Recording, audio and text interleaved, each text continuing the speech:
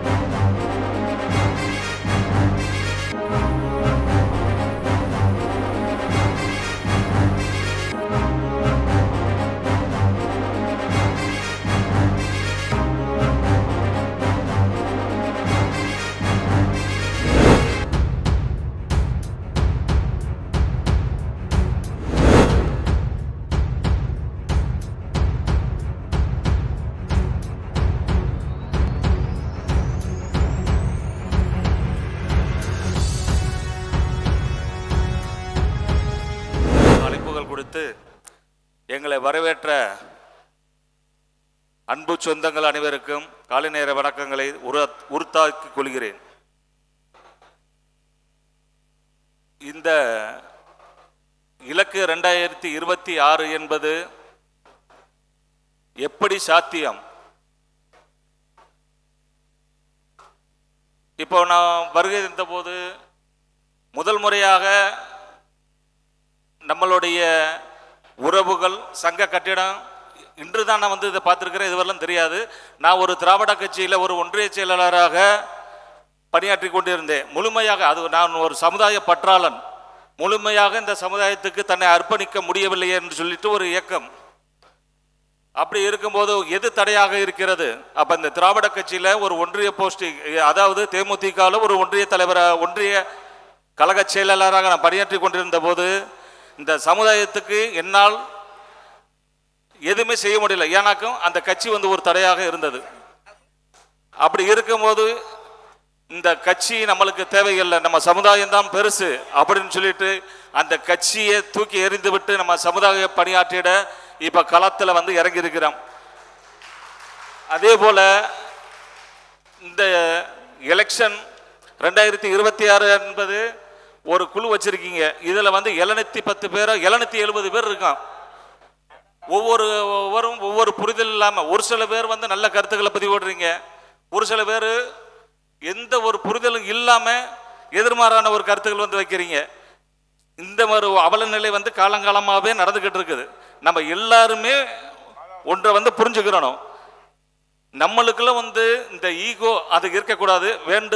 வேண்டா விருப்பம், அவன் அப்படி ஆயிடுவான், இவன் இப்படி ஆயிடுவான், இப்படிதான் காலங்காலமாக நம்மளுடைய சமுதாயம் ஒவ்வொருத்தனையும் வந்து முன்னேற விடாம வந்து நம்மளுக்கு முன்னாடி எத்தனையோ சமுதாய சிந்தனையாளர்கள், எத்தனையோ பற்றாளர்கள் இதே மாதிரி நம்மளை வந்து ஒன்றிணைக்கணும்னு சொல்லி எல்லாமே தோல்வியிலேயே முடிஞ்சிருச்சு.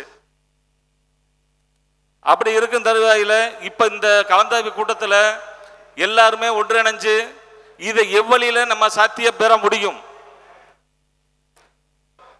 அப்ப ஒரு மாநில பொறுப்பாளர் போடணும், ஒரு மாவட்ட பொறுப்பாளர் போடணும், ஒரு ஒன்றிய பொறுப்பாளர் போடணும், ஒரு கிளை பொறுப்பாளர் போடணும். இந்த மாதிரி போட்டு ஒவ்வொரு கிராமந்தோறும் நம்ம வந்து ஒரு டீமோ ஒரு குழு உருவாக்கி அந்த மாதிரி நம்ம மக்கள் தொகை கணக்கெடுப்பு மாதிரி நம்ம இந்த மாதிரி வீரியமா நம்ம செயல்பட்டாதான் நம்ம வந்து இதை சாத்தியப்படுத்த முடியும். நம்மளுக்குள்ள வந்து அந்த ஏற்றத்தை அந்த போராம குணங்கள் இருக்கக்கூடாது. ஒரு மனிதன் வந்து நல்ல வழியில வந்து சிந்திச்சானாக்கும் அது நல்லதே சேரும். தவறான வழியில போனானாக்கும் தவறாத்தான் போய்கிட்டு இருக்கும்.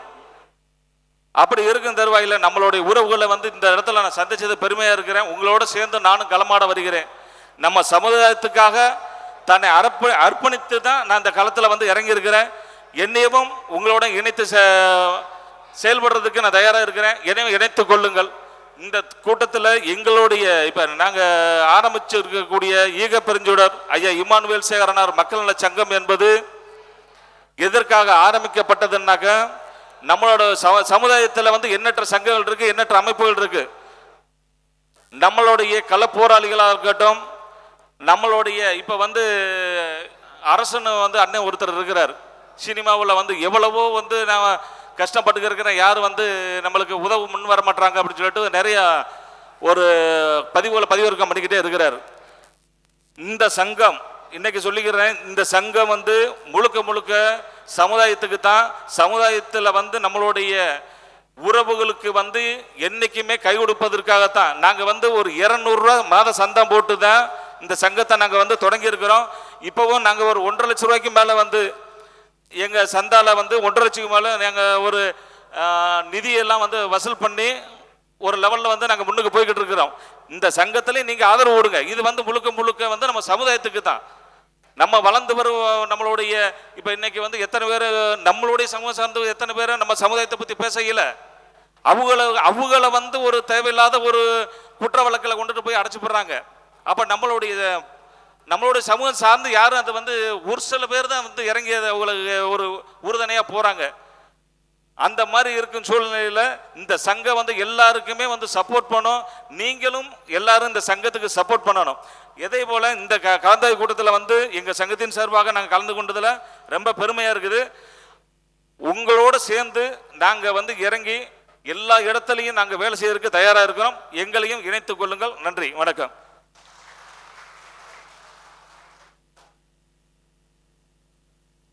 ஈக பெருஞ்சுடர் இமானுவேல் சேகரனார் அறக்கட்டளை சார்பாக அதன் தலைவருக்கு எங்கள் குழுவின் சார்பாக நன்றியை தெரிவித்துக் கொள்கிறோம்.